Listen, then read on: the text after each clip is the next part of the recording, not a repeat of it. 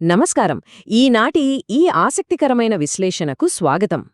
ఈరోజు మనం 2026లో ప్రపంచాన్ని చుట్టుముట్టబోతున్న ఒక పెను ముప్పు గురించి మాట్లాడుకోబోతున్నాం.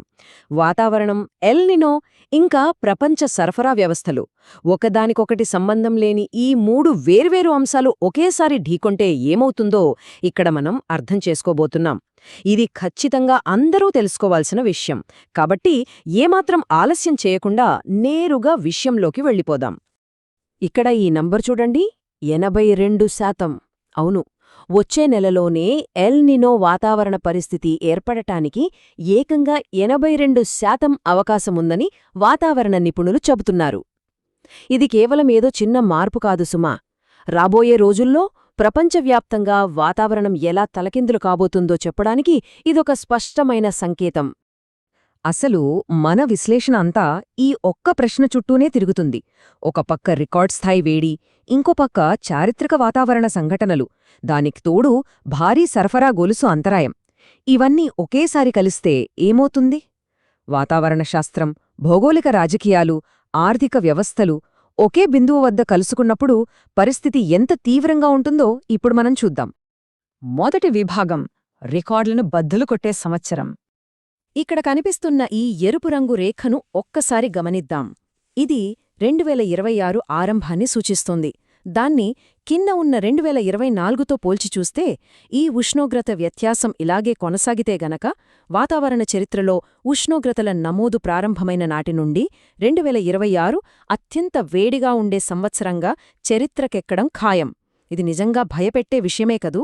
అసలు ఈ వేడికి ప్రధాన కారణమేమిటంటే భూమి యొక్క శక్తి అసమతుల్యత, అంటే ఎర్త్స్ ఎనర్జీ ఇంబ్యాలెన్స్. సింపుల్గా చెప్పాలంటే మన గ్రహం ఎంత వేడిని అంతరిక్షంలోకి విడుదల చేస్తోందో అంతకంటే ఎక్కువ వేడిని తనలోనే బంధించేసుకుంటోంది. జాన్యువరి 2025 నుంచి 2026 మధ్య ఈ అసమతుల్యత చదరపు మీటర్కు 1.5 వాట్ల స్థాయికి చేరుకుంది. అంటే 2014 సగటుతో పోలిస్తే ఇది రెట్టింపు కంటే ఎక్కువే అనమాట. దీనివల్ల గ్లోబల్ వార్మింగ్ ఎంత వేగంగా పెరుగుతోందో ఈ గ్రాఫ్ చూస్తే ఇట్టే అర్థమవుతోంది. వాతావరణంలో పెరుగుతున్న కార్బన్ డయాక్సైడ్ ప్రభావం మనం గతంలో ఊహించిన దానికంటే చాలా ఎక్కువగా ఉంది. ఇది దాదాపు 4 నుండి 5 డిగ్రీల సెల్సియస్ వరకు ఉండొచ్చు. అంటే వాతావరణం మన అంచనాలను మించి అత్యంత వేగంగా మారిపోతోందన్నమాట. ఇక రెండవ విభాగం, సూపర్ ఎల్ నీనో రాక. వాతావరణ మార్పుల గురించి మాట్లాడుకున్నాం కదా, ఇక అసలు విషయానికి వద్దాం. ఈ ఎల్ నినో స్థాయి ఎలా ఉండబోతోందంటే, సాధారణంగా super El Nino అనాలంటే ocean నీనో index 2 డిగ్రీలు దాటాలి. కాని ఆశ్చర్యకరంగా 2026 అంచనాలు ఇది ఏకంగా 3 డిగ్రీలు దాటుతుందని స్పష్టం చేస్తున్నాయి. చరిత్ర మొత్తంలో సముద్ర ఉష్ణోగ్రతలు ఈ స్థాయికి చేరుకోవడం కేవలం ఒక్కసారి జరిగింది. అది జనవరి 1878లో. ఒక్కసారి ఆ 1876-1878 కాలాన్ని వెనక్కి తిరిగి చూసుకుంటే అప్పట్లో వచ్చిన ఆ సూపర్ ఎల్ నినో ప్రపంచవ్యాప్తంగా భయంకరమైన కరువులకు దారితీసింది. ఆ కరువుల వల్ల ఏకంగా 50 మిలియన్ల మంది ప్రాణాలు కోల్పోయారు. ఇప్పుడు 2026 అంచనాలను దాంతో పోల్చి చూస్తే వణుకు పుడుతుంది. ఈరోజు మన దగ్గర అత్యుత్తమ సాంకేతికత ఉండొచ్చు, మెరుగ్గా సిద్ధమై ఉండొచ్చు. కాని అప్పటికంటే మన భూమి ఇప్పటికే 1.4 డిగ్రీల మేర ఎక్కువగా వేడెక్కి ఉందన్న చేదు వాస్తవాన్ని మనం మర్చిపోకూడదు. ఈ పట్టికను గమనిద్దాం. ఎల్ నినో వల్ల వాతావరణం భౌగోళికంగా ఎంత విచిత్రంగా, ఎంత అసమతుల్యంగా మారుతుందో ఇక్కడ చూడొచ్చు. ఒకవైపు భారీ వర్షాలు, వరదలు ముంచెత్తుతుంటే మరోవైపు చుక్క నీరు లేక భయంకరమైన కరువులు ఏర్పడతాయి. ఇలాంటి పరిస్థితుల్లో ప్రపంచవ్యాప్తంగా సాధారణంగా సాగే వ్యవసాయ వాతావరణ నమూనాలు పూర్తిగా అస్తవ్యస్తం కావడం ఖాయం. మూడవ విభాగం, ఎరువుల సరఫరాలో తీవ్ర అంతరాయం. ఒక పక్క వాతావరణం ఇలా ఉంటే మరోపక్క భౌగోళిక రాజకీయాలు పరిస్థితిని మరింత దిగజారుస్తున్నాయి. ఈ చార్ట్ గమనిస్తే ప్రపంచవ్యాప్తంగా వాడే నత్రజని ఎరువులలో, అంటే మన యూరియాలో దాదాపు 36% కేవలం పర్షియన్ గల్ఫ్ ప్రాంతం నుండే వస్తుంది. కాని ఇరాన్ వివాదం వల్ల ప్రస్తుతం అక్కడ సహజ వాయువు సరఫరాకు తీవ్ర ఆటంకం ఏర్పడింది. నిష్పాక్షికంగా చూస్తే వేల మైళ్ల దూరంలో జరిగే ఈ రాజకీయ వివాదం గ్లోబల్ వ్యవసాయ రంగాన్ని నేరుగా దెబ్బతీస్తోందనేది స్పష్టమైన వాస్తవం. ఇక్కడ వ్యవసాయంలో టైమింగ్ అనేది ఎంత ముఖ్యమో ప్రత్యేకంగా చెప్పాల్సిన పనిలేదు. రైతులు విత్తనాలు నాటే ఖచ్చితమైన సమయంలోనే ఈ నత్రజని ఎరువులను వాడాలి. ఒకవేళ సరఫరా ఆలస్యమై ఎరువులు లేటుగా అందుతే ఆ నత్రజని కాస్త విషపూరితమైన అమ్మోనియా వాయువుగా మారిపోయి చేతికందిన పంటను సైతం నాశనం చేస్తుంది. ఇది వ్యవసాయంలో ఉండే అత్యంత సున్నితమైన అంశం. ఈ టైంలైన్ గమనిస్తే అసలు సమస్య తీవ్రత అర్థమవుతుంది. కేవలం ఒక తాత్కాలిక వివాదం వల్ల ఎరువుల సరఫరా ఆగితే దాని ప్రభావం ఏళ్ల తరబడి ఎలా వెంటాడుతుందో చూడండి. ఎరువుల ఫ్యాక్టరీల మరమ్మతులకు, గ్యాస్ బావుల పునరుద్ధరణకు 3 నుంచి 5 ఏళ్లు పడుతుంది.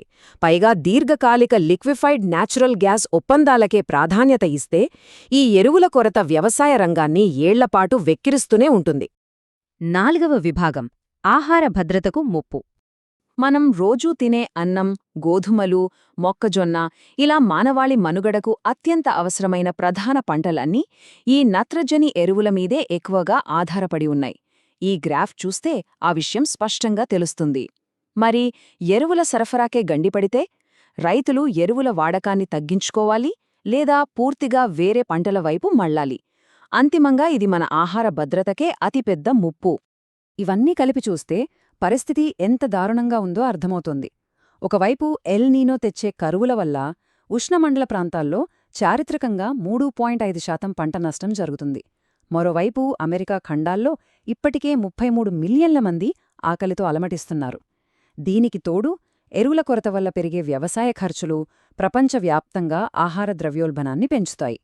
బ్రెజిల్, ఇండియా లాంటి దేశాలు ఒకేసారి అటు ఎల్ నీనో కరువును, ఇటు ఎరువుల కొరతను ఒకేసారి ఎదుర్కోవాల్సిన ప్రమాదం ఉంది. ఇదొక డబుల్ ఇంపాక్ట్.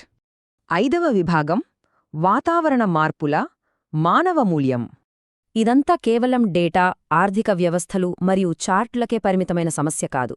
దీని వెనుక గుండెలను పిండేసి నిజ జీవిత కథలు ఉన్నాయి.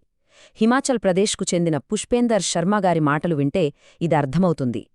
ఒకప్పుడు ఇక్కడ పని ఉండేది, ఇప్పుడు కేవలం నిరీక్షణ మాత్రమే మిగిలింది అని ఆయన చెబుతున్నారు.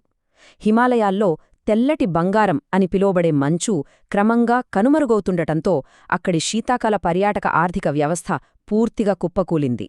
వాతావరణంలో వచ్చే ఈ హెచ్చుతగ్గులు ప్రజల జీవితాలను ఎలా చిన్నాభిన్నం చేస్తున్నాయంటే, శీతాకాలం గరిష్ట సమయంలో కళకళలాడాల్సిన రిసార్ట్లు, హోటళ్లు ఇప్పుడు వెక్కిరిస్తున్నాయి.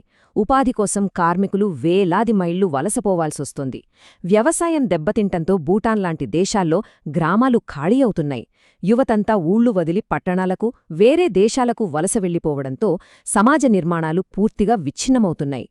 చివరగా ఒక లోతైన ఆలోచనతో ఈనాటి విశ్లేషణను ముగిద్దాం. విపరీతమైన వాతావరణ మార్పులు, దానికి తోడు కనివిని ఎరుగని సరఫరా గొలుసు సంక్షోభాలు, ఇవన్నీ సరిగ్గా ఒకే సమయంలో ఒకేసారి దాడి చేస్తే ఒక దానితో ఒకటి అనుసంధానించబడిన మన ప్రపంచ వ్యవస్థలు వాటిని తట్టుకోగలవా? అవి ఎంత పెడుసుగా ఉంటాయో ఒక్కసారి ఆలోచించండి. ఈ ముప్పును ఎదుర్కోవడానికి మనం నిజంగా సిద్ధంగా ఉన్నామా? ఈ తీవ్రమైన ప్రశ్నను మీకే వదిలేస్తూ ఈనాటి విశ్లేషణను ఇక్కడితో ముగిద్దాం.